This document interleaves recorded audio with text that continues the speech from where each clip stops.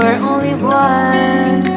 You choose it, don't lose it, don't let confuse.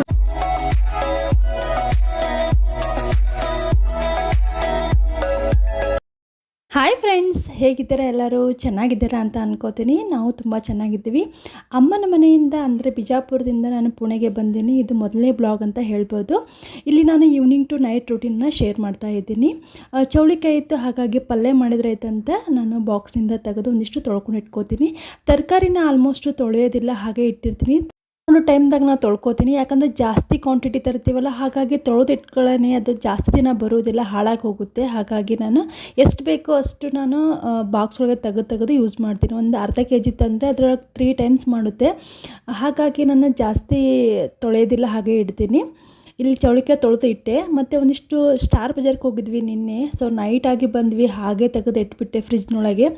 ತರಕಾರಿ almost ನನ್ನ husband ತಂದು ಇಟ್ಟಿದ್ದರು, ಮನೆಯೂ ಕ್ಲೀನ್ ಮಾಡಿ ಇಟ್ಟಿದ್ದರು. ಹಾಗಾಗಿ ಜಾಸ್ತಿ ಕೆಲಸ ಏನು ಬೀಳಲಿಲ್ಲ ನನಗೆ. ಸ್ವಲ್ಪ ಏನೇನು ತರಕಾರಿ ಮತ್ತು ರೇಷನ್ ಬೇಕು ಒಂದಿಷ್ಟು ತೊಗೊಂಡು ಬಂದ್ವಿ. ಸೊ ಹಾಗೆ ನೈಟ್ ಆಗಿತ್ತಲ್ಲ, ಮಕ್ಕಳಿಗೆ ಊಟ ಮಾಡಿಸಿ ಮನಸ್ಬಿಟ್ಟೆ. ಹಾಗಾಗಿ ಯಾವುದೂ ಕೆಲಸ ಮಾಡಲಿಲ್ಲ, ಫ್ರಿಜ್ ಒಳಗೆ ಇಟ್ಬಿಟ್ಟೆ. ಇವಾಗ ಓಪನ್ ಮಾಡಿ ನೋಡ್ತಾ ಇದ್ದೀನಿ. ಜಸ್ಟ್ ಸಿಂಪಲ್ ಬೇಸಿಕ್ ಇದ್ದದ್ದು ಅಷ್ಟೇ ತೊಗೊಂಬಂದಿನಿ. ಆಲ್ರೆಡಿ ಇತ್ತು ಒಂದಿಷ್ಟು ಪಾಲಕ್ಕು ಮತ್ತು ಇಷ್ಟು ಹಸಿಮೆಣ್ಸಿಕಾಯಿ ಮತ್ತು ಬದನೆಕಾಯಿ ಅಂತೂ ಇರಲೇಬೇಕು. ತರಕಾರಿ ಯಾವುದೇ ಇಲ್ಲಾಂದ್ರೆ ನಡಿತೈತಿ. ನಮ್ಮ ಉತ್ತರ ಕರ್ನಾಟಕದವ್ರಿಗೆ ನಮ್ಮ ಬದನೆಕಾಯಿ ಇಲ್ಲಾಂದ್ರೆ ಫುಲ್ ತರಕಾರಿ ಖಾಲಿ ಅಂತ ಅನಿಸುತ್ತೆ. ಹಾಗಾಗಿ ಬದನೆಕಾಯಿ ತೊಗೊಂಬಂದೆ. ಒಂದಿಷ್ಟು ಕರಿಬೇವು ಮತ್ತು ಮಕ್ಕಳಿಗೆ ಇಷ್ಟ ಅಂತೆ ಮೆಕ್ಕೆಜೋಳ ತಂದೀನಿ. ಅದನ್ನು ಸ್ವಲ್ಪ ಬಾಯ್ಲ್ ಮಾಡಿ ಸ್ವಲ್ಪ ಉಪ್ಪು ಹಾಕಿ ತಿನ್ನಿಸಿದ್ರೆ ತುಂಬ ಇಷ್ಟಪಟ್ಟು ತಿಂತಾರೆ. ಮತ್ತು ಅದರದ್ದು ಪಕೋಡನೂ ತುಂಬ ಚೆನ್ನಾಗಾಗುತ್ತೆ. ಆದರೆ ಮಾಡಿದರೆ ನಿಮ್ಮ ಜೊತೆ ಶೇರ್ ಮಾಡ್ತೀನಿ. ಹಾಗೆ ಒಂದಿಷ್ಟು ಆಲೂಗಡ್ಡೆ ತೊಗೊಂಬಂದಿದ್ದೆ. ಸೊ ಇದು ಬೇಸಿಕ್ಕಾಗಿ ಇಷ್ಟು ಇರಲೇಬೇಕು. ಅದು ಇದ್ದಿದ್ದಿಲ್ಲ. ಚೌಳಿಕಾಯಿ, ಎಕ್ಸ್ಟ್ರಾ ಬೆಂಡೆಕಾಯಿ ಅದು ಎಲ್ಲ ತಂದಿದ್ರು ನನ್ನ ಹಸ್ಬೆಂಡು. ಸೊ ಬೇಸಿಕ್ ಏನು ಬೇಕು, ನನಗೇನೇನು ಬೇಕಾಗುತ್ತೆ ಅದು ತೊಗೊಂಡು ಬಂದೆ ನಾನು. ಹಾಗೆ ಒಂದಿಷ್ಟು ರೇಷನ್ನು ತೊಗೊಂಬಂದೆ. ಸೊ ಬೇಸಿಕ್ಕಾಗಿ ಎಣ್ಣೆ ಬೇಕಲ್ಲ, ಎಣ್ಣೆ ಉಪ್ಪು ಅವೆಲ್ಲ ಇದ್ದಿದ್ದಿಲ್ಲ. ಸೊ ಹಾಗಾಗಿ ಅದೊಂದಿಷ್ಟು ತೊಗೊಂಡು ಬಂದೆ. ನಾನು ಸಿಂಪಲ್ಲಾಗಿ evening to night routine share ಮಾಡ್ಕೋತಾ ಇದ್ದೀನಿ ನಿಮ್ಮ ಜೊತೆ. ನಾನು ಯಾವ ಥರ ಈವ್ನಿಂಗ್ ರೂಟೀನ್ ಅಂದು ಇರುತ್ತೆ ಅಂತ ಹೇಳಿ.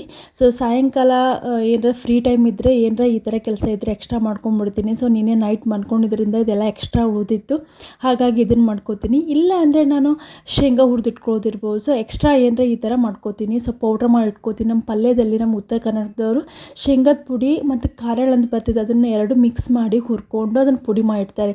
ಸೊ ಆ ಥರ ಎಕ್ಸ್ಟ್ರಾ ಏನರ ಇದ್ದು ಅಂದರೆ ಈ ಟೈಮ್ದಾಗ ಮಾಡ್ಕೋತೀನಿ. ಮತ್ತು ಶಾವಿಗೆ ಇರ್ತದಲ್ಲ, ಅದನ್ನು ಹುರ್ಕೊಂಡು ಇಟ್ಕೊಂಡಿರ್ತೀನಿ.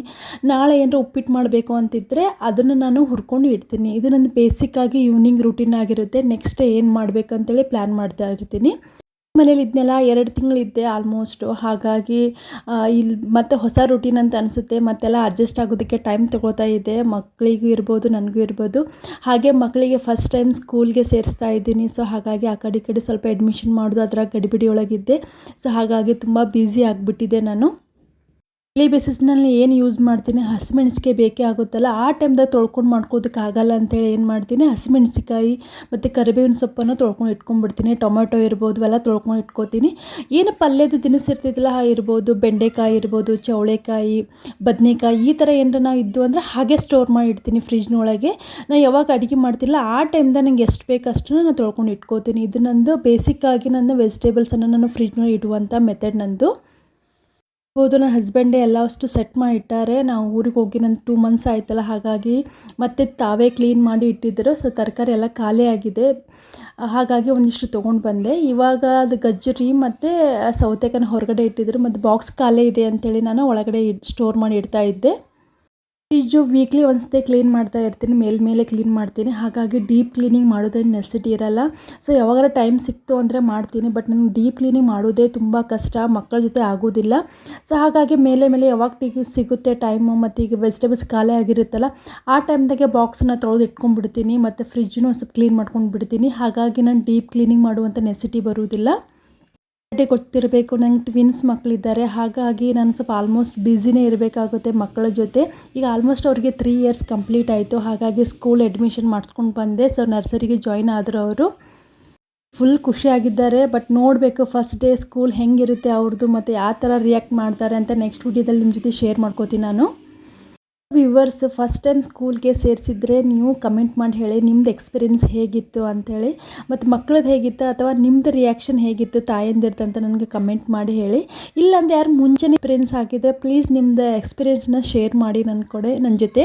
ನಾನಂತೂ ತುಂಬಾ ಹೆದರಿದ್ದೆ ಯಾವ ಥರ ರಿಯಾಕ್ಟ್ ಮಾಡ್ತಾರೆ ಅಂತ. ಮೇನ್ ರೀಸನ್ ಏನಂದರೆ ನಾವು ಮನೆಯಲ್ಲಿ ಕನ್ನಡ ಮಾಡ್ತಾ ಇರ್ತೀವಲ್ಲ, ಹಾಗಾಗಿ ಹೊರಗಡೆ ಮರಾಠಿ ಹಿಂದಿ ಇದೆ, ಸ್ವಲ್ಪ ತಿಳಿತಾ ಇದೆ ಅವರಿಗೆ. ಬಟ್ ಅಂದರೂ ಇಂಗ್ಲೀಷ್ ಮೀಡಿಯಮ್ ಸ್ಕೂಲ್ ಇದೆ, ಬಟ್ ಅವರು ಆಲ್ಮೋಸ್ಟ್ ನಾವು ಇಂಗ್ಲೀಷ್ ಯೂಸ್ ಮಾಡ್ತೀವಂತ ಹೇಳಿದರು. ಬಟ್ ಫಸ್ಟ್ ಟೈಮ್ ಅವ್ರು ಹೇಗೆ ರಿಯಾಕ್ಟ್ ಮಾಡ್ತಾರೆ ಅಂತ ಹೆದರಿಕೆ ಇದೆ. ಸೊ ಹೇಗಿತ್ತು ಏನಂತ ನೆಕ್ಸ್ಟ್ ವಿಡಿಯೋದಲ್ಲಿ ತೋರಿಸ್ತೀನಿ. ಸೊ ಹಾಗಾಗಿ ನಿಮ್ಮದು ಫಸ್ಟ್ ಹೇಗಿತ್ತು ಸ್ಕೂಲಲ್ಲಿ ಕಳಿಸಿದರೆ ನೀವು ಯಾವ ಥರ ಫೀಲ್ ಮಾಡಿದಿರಿ ಅಂತ ನನಗೆ ಕಮೆಂಟ್ ಮಾಡಿ ಹೇಳಿ ಪ್ಲೀಸ್. ನೆಕ್ಸ್ಟ್ ಇಲ್ಲಿ ನೋಡ್ಬೋದು ನೀವು ರೇಷನ್ ತಂದಿದ್ದೆ. ಸೊ ನಾ ಯೂಸ್ ಮಾಡ್ತಿರೋದು ಜೆಮಿನಿ ಅಂತ ಅಷ್ಟೇ ಅಲ್ಲ, ಬೇರೆ ಬೇರೆ ಬ್ರ್ಯಾಂಡ್ ಆಯಿಲನ್ನು ನಾನು ಯೂಸ್ ಮಾಡ್ತೀನಿ. ಬಟ್ ನಾ ಯೂಸ್ ಮಾಡಿದ್ರೆ ರಿಫೈನ್ಡ್ ಆಯಿಲ್ ಯೂಸ್ ಮಾಡಲ್ಲ, ಫಿಲ್ಟರ್ಡ್ ಆಯಿಲ್ ಅಂತ ಬರುತ್ತಲ್ಲ ಅದನ್ನು ಯೂಸ್ ಮಾಡ್ತೀನಿ. ಯಾಕೆಂದರೆ ರಿಫೈನ್ಡ್ ಆಯಿಲ್ ಒಳಗೆ ಎಲ್ಲ ಫುಲ್ ಪ್ಯೂರಿಫೈ ಆಗಿ ಬಂದಿರುತ್ತೆ, ಹಾಗಾಗಿ ಬೆಟರ್ ಫಿಲ್ಟರ್ಡ್ ಅಂತ ಅನಿಸ್ತೈತೆ ನನಗೆ. ಹಾಗಾಗಿ ನಾನು ಆಲ್ಮೋಸ್ಟ್ ಶೇಂಗಾದ ಎಣ್ಣೆ ಇರ್ಬೋದು ಅಥವಾ ಯಾವ್ದಾರ ಸನ್ಫ್ಲವರ್ ಆಯಿಲು ಇರ್ಬೋದು, ಬಟ್ ನಾನು ಆದಷ್ಟು ಫಿಲ್ಟರ್ಡ್ ಆಯಿಲ್ ಯೂಸ್ ಮಾಡೋದಕ್ಕೆ ಇಷ್ಟಪಡ್ತೀನಿ. ರಿಫೈನ್ಡ್ ಒಳಗೆ ಅಷ್ಟು ಕ್ವಾಲಿಟಿ ಇರಲ್ಲ ಅಂತ ನನ್ನ ಅನಿಸಿಕೆ. ಜೊತೆಗೆ ಒಂದಿಷ್ಟು ಬಿಸ್ಕಿಟ್ಸನ್ನು ತೊಗೊಂಡು ಬಂದೆ. ಬೆಳಗ್ಗೆ ಮಾರ್ನಿಂಗ್ ಒಂದು 2 ಬಿಸ್ಕಿಟ್ ತಿಂತಾರೆ ಅವರು. ಹಾಗೆ ಒಂದು ಸ್ವಲ್ಪ ಚಾಕ್ಲೇಟ್ ತಿಂತಾರೆ, ಬಟ್ ಜಾಸ್ತಿ ಕೊಡೋಲ್ಲ. ಈವ್ನಿಂಗ್ ಟೈಮ್ ಇರ್ಬೋದು 2 ಚಾಕ್ಲೇಟ್ಸ್ ಕೊಡ್ತೀನಿ ಅವರಿಗೆ, ಸ್ಮಾಲ್ ಚಾಕ್ಲೇಟ್ಸ್. ನಾನು ಬಿಗ್ ಚಾಕ್ಲೇಟ್ಸ್ ಕೊಡೋದಿಲ್ಲ, ಅದು ತಿಂದರೆ ಸುಮ್ಮನೆ ಅನ್ಹೆಲ್ದಿ ಅಂತೇಳಿ ಜಾಸ್ತಿನ ಇಡೋದಿಲ್ಲ. ಆದಷ್ಟು ಸ್ನ್ಯಾಕ್ಸನ್ನು ನಾನು ಮನೆಯೊಳಗೆ ಮಾಡಿ ಕೊಡ್ತೀನಿ. ನಾ ಯೂಸ್ವಲಿ ನಮ್ಮ ಉತ್ತರ ಕರ್ನಾಟಕದವ್ರಿಗೆ ಗೊತ್ತೇ ಐತಲ್ಲ, ಚೂಡ ಮಾಡಿಟ್ಟಿರ್ತೀನಿ. ಸೊ ಚೂಡ ಇಷ್ಟಪಡ್ತಾರೆ. ಮತ್ತು ಹಾಗೆ ಒಂದು ಸ್ವೀಟ್ಸ್ ಮಾಡಿರ್ತೀನಿ, ಸೊ ಸ್ವೀಟ್ಸು ತಿಂತಾರೆ ಅವರು. ಪಾಕೆಟ್ದು ಒಂದು ಕಾರ್ನ್ ಸಿಗುತ್ತೆ, ಅದನ್ನು ನಾನು ಪಾಪ್ಕಾರ್ನ್ ಥರ ಮಾಡಿ ಅದನ್ನು ಕೊಡ್ತೀನಿ. ಸೊ ಸ್ನ್ಯಾಕ್ಸ್ ಥರ ಏನೇ ಮಾಡಿದ್ರು ಮನೆಯೊಳಗೆ ಪಾಪಡ್ ಕರೆದು ಕೊಡೋದಿರ್ಬೋದು ಅಥವಾ ಏನೇ ಮಾಡಿದ್ರೆ ಆದಷ್ಟು ಮನೆಯೊಳಗೆ ಈವ್ನಿಂಗ್ ಟೈಮ್ದಾಗ ಸ್ವಲ್ಪ ಮಾಡಿಕೊಡ್ತೀನಿ ಅವರಿಗೆ. ಹಾಗೆ ಒಂದಿಷ್ಟು ಚಾಕ್ಲೇಟ್ಸ್ನ ಸ್ಟೋರ್ ಮಾಡಿ ಇಟ್ಟಿರ್ತೀನಿ. ಅವಾಗ ಏನಾದ್ರು ಫುಲ್ ನನ್ನ ಮಾತು ಕೇಳಲ್ಲ, ಭಾಳ ಕಿರಿಕಿರಿ ಮಾಡೋದ್ರಿಂದ ಆ ಟೈಮ್ದಾಗ ನಾನು ಕೊಡ್ತೀನಿ. ಡೈಲಿ ಯೂಸ್ ಮಾಡುವಂಥ ಎಣ್ಣೆದು ಬಾಕ್ಸ್ ಖಾಲಿ ಆಗಿತ್ತು, ಸೊ ಕ್ಲೀನ್ ಆಗಿದ್ದಿದ್ದಿಲ್ಲ, ಹಾಗಾಗಿ ತೊಳೆದಿಟ್ಟಿದ್ದೆ. ಇವಾಗ ಅದನ್ನು ಎಣ್ಣೆನ ರಿಫಿಲ್ ಮಾಡ್ತಾಯಿದ್ದೀನಿ. ಮಾಡ್ತಿದ್ದು ಸ್ಟೀಲ್ ಬಾಕ್ಸನ್ನು ಯೂಸ್ ಮಾಡ್ತೀನಿ. ಮುಂಚೆ ನಾನು ಪ್ಲಾಸ್ಟಿಕ್ ಯೂಸ್ ಮಾಡಿದ್ದೆ ಮತ್ತು ಒಂದ್ಸತಿ ಗ್ಲಾಸಿಂದು ಯೂಸ್ ಮಾಡಿದ್ದೆ, ಬಟ್ ಅದು ಒಡೆದೋಯ್ತು. ಮಕ್ಕಳ ಜೊತೆ ಆಗಲ್ಲ ಅಂಥೇಳಿ ನಾನು ಇದು ಸ್ಟೀಲ್ ಬಾಕ್ಸನ್ನ ಈಗ ಮಾಡ್ಕೊಂಡ್ಬಿಟ್ಟಿನಿ. ಅವರು ಫಸ್ಟ್ ಟೈಮ್ ನಮ್ಮ ವೀಡಿಯೋಸ್ ನೋಡ್ತಾ ಇದ್ದೀರಾ, ಅವರಿಗೆ ಇದು ಹೇಳ್ತಾ ಇದ್ದೀನಿ. ನಾವು ಬಿಜಾಪುರದವರು, ಪುಣೆಯಲ್ಲಿ ಇರ್ತೀವಿ. ಇಲ್ಲಿ ಬ್ಲಾಗ್ಸು, ಟ್ವಿನ್ಸ್ ರೂಟೀನು ಮತ್ತು ನಾನು ರೆಸಿಪಿಗಳನ್ನು ಶೇರ್ ಮಾಡ್ತಾ ಇರ್ತೀನಿ. ಹಾಗೆ ಟ್ರಾವೆಲಿಂಗ್ ಬ್ಲಾಗ್ಸ್ದಾಗ ಶೇರ್ ಮಾಡ್ತಾ ಇರ್ತೀನಿ. ಇಷ್ಟ ಆದರೆ ನಮ್ಮ ವೀಡಿಯೋಸ್ ನೋಡ್ತಾ ಇರಿ. ಪಲ್ಯ ಮಾಡೋದಕ್ಕೆ ಚೌಳಿಕಾಯನ್ನು ಕಟ್ ಮಾಡ್ಕೊತಾ ಇದ್ದೀನಿ. ಬೆಳಗ್ಗೆ ಸ್ವಲ್ಪ ಕೈ ಕಟ್ಟಾಗಿಬಿಡ್ತೀವಿ ಚಾಕುವಿಂದ, ಹಾಗಾಗಿ ಸ್ವಲ್ಪ ನೀಟಾಗಿ ಸ್ವಲ್ಪ ಸ್ಲೋ ಆಗಿ ನಾನು ಕಟ್ ಮಾಡ್ಕೊತಾ ಇದ್ದೆ. ಸೊ ಸಿಂಪಲ್ಲಾಗಿ ಇವತ್ತಿನ ಮೆನು ಏನಂದ್ರೆ ನೈಟ್ ನಮ್ಮದು ಡಿನ್ನರ್ದು ಚೌಳಿಕಾಯಿ ಪಲ್ಯ ಮತ್ತು ಒಂದಿಷ್ಟು ಸ್ಪ್ರೌಟ್ಸನ್ನು ಮಾಡಿರ್ತೀನಿ ನಾನು, ಅಂದರೆ ಮೊಳಕೆ ಕಾಳುಗಳನ್ನು. ಯೂಶ್ವಲಿ ನಾನು ವೀಕ್ಲಿ ಒಂದ್ಸತಿ ಸ್ಪ್ರೌಟ್ಸನ್ನು ಮಾಡಿರ್ತೀನಿ, ಸ್ಟೋರ್ ಮಾಡಿಟ್ಟಿರ್ತೀನಿ. ಒಂದು ಸೈಡ್ ಡಿಶ್ ಆಗಿ ಅದನ್ನು ನಾನು ಯೂಸ್ ಮಾಡ್ತಿರ್ತೀನಿ. ಹಾಗೆ ಪಲ್ಯ ಮಾಡ್ತಾಯಿದ್ದೀನಿ. ಫಸ್ಟ್ ಅದು ಏನೋ ಚೌಳಿಕೆ ಕಟ್ ಮಾಡ್ಕೊಂಡು ನಾನು ಸ್ವಲ್ಪ ಎಣ್ಣೆಯೊಳಗೆ ಚೆನ್ನಾಗಿ ಫ್ರೈ ಮಾಡ್ಕೋತೀನಿ. ಆದಮೇಲೆ ಮಿಡಲ್ ಸ್ವಲ್ಪ ಎಣ್ಣೆ ಹಾಕಿ ಅಲ್ಲಿಗೆ ಜೀರಿಗೆ, ಸಾಸಿವೆ ಮತ್ತು ಸ್ವಲ್ಪ ಕರಿಬೇವಿನ ಸೊಪ್ಪು ಹಾಕಿ ಚೆನ್ನಾಗಿ ಫ್ರೈ ಮಾಡ್ಕೋತೀನಿ. ಆಮೇಲೆ ಅದಕ್ಕೆ ಸ್ವಲ್ಪ ಏನು ಕಟ್ ಮಾಡಿಟ್ಕೊಂಡಂಥ ಈರುಳ್ಳಿನ ಹಾಕಿ ಚೆನ್ನಾಗಿ ಮಿಕ್ಸ್ ಮಾಡ್ಕೋತೀನಿ. ಸಿಂಪಲ್ಲಾಗಿ ಮಾಡ್ತೀನಿ, ಬಟ್ ತುಂಬ ಟೇಸ್ಟಿಯಾಗಿ ಬರುತ್ತೆ. ನಾನು ಯಾವಾಗ ಭಾರಿ ಚೆನ್ನಾಗಿ ಮಾಡಬೇಕು, ಡಿಫ್ರೆಂಟಾಗಿ ಟ್ರೈ ಮಾಡಬೇಕು ಅಂತ ಅಂದ್ಕೋತಿನಿಲ್ಲ, ಆ ಟೈಮ್ದಾಗ ನನ್ನ ಪಲ್ಯ ಚೆನ್ನಾಗಾಗಲ್ಲ. ಬಟ್ ಸಿಂಪಲ್ಲಾಗಿ ಮಾಡಿರ್ತಿಲ್ಲ ಅದೇ ತುಂಬ ಟೇಸ್ಟಿಯಾಗಿರುತ್ತೆ. ಇದ್ರ ಬಗ್ಗೆ ನಿಮ್ಗೆ ಏನು ಅನಿಸುತ್ತೆ? ನೀವು ಸಿಂಪಲ್ಲಾಗಿ ಮಾಡಿದಾಗೆ ಟೇಸ್ಟಿ ಅನಿಸುತ್ತಾ ಅಥವಾ ಏನೋ ಡಿಫ್ರೆಂಟಾಗಿ ಮಾಡಬೇಕಂದಾಗ ಫೇಲ್ ಆಗಿದ್ದೇ ಜಾಸ್ತಿ ಅಲ್ವಾ? ಅದು ಏನಂತ ಕಮೆಂಟ್ ಮಾಡಿ ಹೇಳಿ ನನಗೆ. ಇಲ್ಲಿ ಸಿಂಪಲ್ಲಾಗಿ ಅದು ಫ್ರೈ ಆದಮೇಲೆ ಅದಕ್ಕೆ ಸ್ವಲ್ಪ ನೀರು ಹಾಕಿ ಕುದಿಯೋದಕ್ಕೆ ಇಡ್ತಾ ಇದ್ದೀನಿ. ಚೌಳಿಕಾಯಿ ಅದು ಜವಾರಿ ಇರಲಿಲ್ಲ, ಹಾಗಾಗಿ ಹೈಬ್ರಿಡ್ ಇರೋದ್ರಿಂದ ಸ್ವಲ್ಪ ಜಾಸ್ತಿ ಕುದಿಸ್ಕೋತೈತೆ, ಹಾಗಾಗಿ ಸ್ವಲ್ಪ ನೀರು ಹಾಕಿಬಿಟ್ಟೆ. ಇಲ್ಲಿ ನಿಮ್ಮ ಜೊತೆ ಏನು ಶೇರ್ ಮಾಡ್ತಾ ಇದ್ದೀನಿ ಅಂದರೆ ಅಮ್ಮನ ಮನೆಯಲ್ಲ ಏನು ತಂದೆ ಅಂಥೇಳಿ. ಸೊ ಅದು ಬಂದು ರವಾದ ಉಂಡೆ ತೊಗೊಂಡಿದ್ದೆ, ಹಾಗೆ ಒಂದಿಷ್ಟು ಚೂಡ ತೊಗೊಂಡಿದ್ದೆ. ಇದು ನನ್ನ ಫೇವ್ರೇಟ್ ಚೂಡ ಅಂತ ಹೇಳ್ಬೋದು, ಅವಲಕ್ಕಿ ಚೂಡ. ತುಂಬ ಟೇಸ್ಟಿಯಾಗಿರುತ್ತೆ. ನನಗೆ ನೆಕ್ಸ್ಟ್ ಅದು ಬಾಕ್ಸ್ನಲ್ಲಿ ಹಾಕಿಡೋಕ್ಕೂ ಟೈಮ್ ಸಿಗಲಿಲ್ಲ. ಸೊ ಆ ಕಡೆ ಈ ಕಡೆ ಗಡಿಬಿ ಒಳಗೆ ಹಾಗೆ ಕವರ್ನಲ್ಲೇ ತೊಗೊಂಡು ತಿಂದು ಅರ್ಧ ಖಾಲಿನೇ ಆಗಿಬಿಟ್ಟಿದೆ ಇವಾಗ. ಸೊ ಚೂಡ ನಮ್ಮ ಅಮ್ಮ ನನಗೆ ಕಂಪಲ್ಸರಿ ಬರೋ ಟೈಮ್ದಾಗೆ ಬೇಸಿಕ್ಕಾಗಿ ಒಂದಿಷ್ಟು ಕೊಟ್ಟೇ ಬಿಡ್ತಾರೆ. ಅಲ್ಲಿ ಹೋದ್ಗಡೆ ಸಡನ್ನಾಗಿ ನಿನ್ನ ಮಕ್ಕಳ ಜೊತೆ ಆಗಲ್ಲ ಅಂಥೇಳಿ. ಹಾಗೆ ಒಂದಿಷ್ಟು ಉಪ್ಪಿನಕಾಯಿ ಮತ್ತು ಇಲ್ಲಿ ಹಿಟ್ಟು ಕೊಟ್ಟಿದ್ದಾರೆ, ಜೋಳದ ಹಿಟ್ಟು ಮತ್ತು ಗೋಧಿ ಹಿಟ್ಟು. ಬಂದಿದ್ದೆ. ಅಮ್ಮ ಯೂಶ್ವಲಿ ಗಿರಣಿಯೊಳಗೆ ಬೀಸ್ಕೊಂಬಂದು ಇಟ್ಟಿರ್ತಾರೆ. ಹಾಗಾಗಿ ಒಂದಿಷ್ಟು 2 kg ಗೋಧಿ ಹಿಟ್ಟು, ಜೋಳದ ಹಿಟ್ಟು ಕೊಟ್ಟು ಕಳಿಸಿದ್ರು. ಅಮ್ಮ ಇರ್ಬೋದು ಅಥವಾ ನಾನು ಇರ್ಬೋದು, ನಾವು ಗಿರಣಿಯೊಳಗೆ ಬೀಸ್ಕೊಂಬಂದು ಹಿಟ್ಟನ್ನು ಯೂಸ್ ಮಾಡ್ತೀವಿ. ಜೋಳದ ಹಿಟ್ಟು ಇರ್ಬೋದು ಅಥವಾ ಗೋಧಿ ಹಿಟ್ಟು ರೆಡಿಮೇಡ್ ಯೂಸ್ ಮಾಡಲ್ಲ. ಯಾಕಂದರೆ ನಮ್ಮದು ಹೊಲ ಇರೋದ್ರಿಂದ ಹೊಲದಿಂದನೇ ಜೋಳ ಮತ್ತು ಗೋಧಿ ಬರುತ್ತೆ. ಹಾಗಾಗಿ ಅದನ್ನೇ ನಾವು ಹೋಗಿ ಮಿಲ್ ಒಳಗೆ ಹೋಗಿ ಹಾಕ್ಸ್ಕೊಂಬರ್ತೀವಿ. ಸೊ ಅದೇ ನಮ್ಗೆ ರೂಢ ಬಿದ್ದಿದೆ. ರೆಡಿಮೇಡ್ ಹಿಟ್ಟಷ್ಟು ಸರಿ ಅನಿಸಲ್ಲ. ಹಾಗಾಗಿ ಇರೋದರಿಂದ ಅದೇ ನಂದು ಕಂಟಿನ್ಯೂ ಆಗಿದೆ.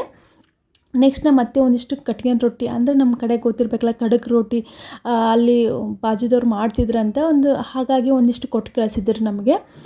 ಮತ್ತು ಒಂದಿಷ್ಟು ತುಪ್ಪ ಕಳಿಸಿದ್ರು. ನಮ್ಮದು ಆಕಳ ಇದೆ. ಸೊ ಹಾಗಾಗಿ ನಮ್ಮ ಅತ್ತೆಯವರು, ನನ್ನ ಹಸ್ಬೆಂಡ್, ಮಮ್ಮಿ ಅವರು ಒಂದಿಷ್ಟು ತುಪ್ಪನ ಕೊಟ್ಟು ಕಳಿಸಿದ್ರು. ಆಲ್ಮೋಸ್ಟ್ 1 kg ತುಪ್ಪ ಇದೆ. ಆಮೇಲೆ ಇಲ್ಲಿ ನೋಡ್ಬೋದು ಪಲ್ಯ ಆಲ್ಮೋಸ್ಟ್ ರೆಡಿ ಆಗಿದೆ, ಕುದ್ದಿತ್ತು. ಇವಾಗ ನಾನು ಅದಕ್ಕೆ ಬೇಸಿಕ್ ಮಸಾಲ ಹಾಕ್ತಾಯಿದ್ದೀನಿ. ಅರಿಶಿಣ ಇರ್ಬೋದು, ಕೆಂಪು ಖಾರ ಮತ್ತು ಮಸಾಲೆ ಖಾರನ ಅಮ್ಮ ಕೊಟ್ಟು ಕಳಿಸಿದ್ರು.